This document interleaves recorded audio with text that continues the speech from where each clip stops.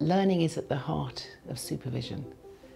It's my essential motivation to learn about how can I improve my practice, how can I learn about what's going on for me, what I'm bringing to this, what's my part in this dance, in this interchange. So it's a very nourishing way of boosting my learning. And my learning will be about process, technique, about relationship, about my own interface with what the client is bringing and where they're bringing it from. I think supervision is about learning. So what the learning I take away is I learn about myself. So purely from what we might discuss in a session, I will learn about, you know, what's going on for me and maybe what's driving how I'm feeling about something. But I also learn good practice. So I think Alison role models very good working practices. So even the contracting we do at the start of a session, the way that we keep to time, the way that she checks in as we go through, it's actually role modelling very good coaching practice. And Alison is really good at contracting. And through working with her, I've taken my own contracting to a different level. So that's something very specific that I've taken. And also endings. So I was aware that some of my work a number of years ago, we almost got to the last session and it was like goodbye.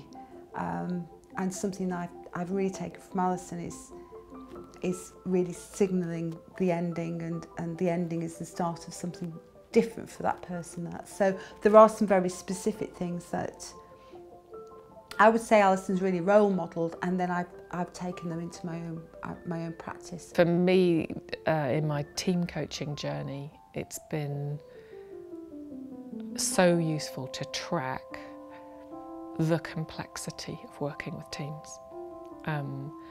And so I've definitely used supervision to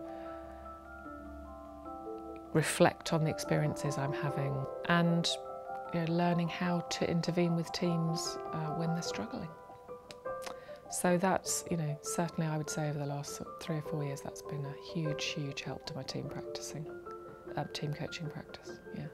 I think by having supervision with Alison, it's developed me first and foremost as a human being. And for me that's the most important thing, because I'm the human being that then is the coach that goes in the room to be a coach. So the work I do on myself is really important. I've gained a sense of identity around being a coach and a sense of pride in that identity of being a coach.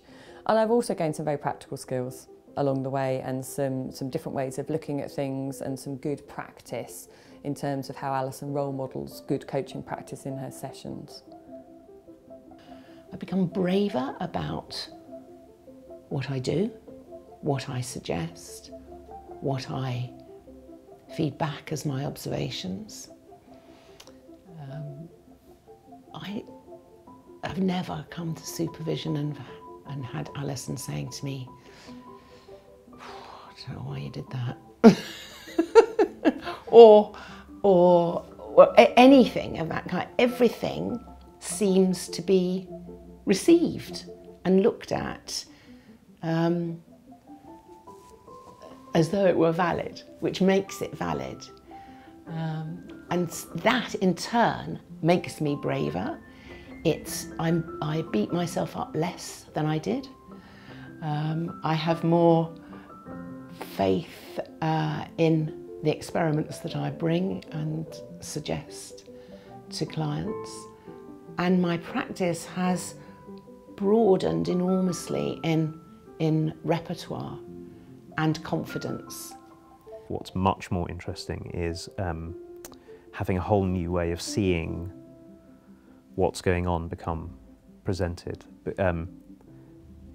Partly because for the sheer delight in having lots of different ways of seeing something, but mostly because there are ways of seeing that have more compassion in them and more wisdom in them than others, that are bigger spaces than others. So I think mostly what I get to support myself in learning by being in supervision, and specifically by being in a supervision relationship with Alison, is that I get to do more of that. I get to discover more ways of seeing what it is that's going on in my practice, and often what's going on in my life, and very often what's going on in the lives of my clients or the client systems that I'm working with. So the breakthroughs that we achieve in my learning can leave me feeling relieved. That can be one feeling. But opened out, I think, is the main one that I'm thinking about as I recall some of those instances, to my own capability, to the possibility of the situation that I'm now going to go and handle differently.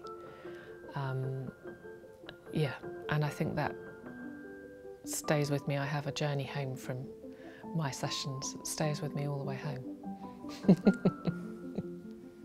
So when I leave a supervision session, typically I feel energised, excited, quite often can't wait to see the client again and wish I was just about to start the next session with the client.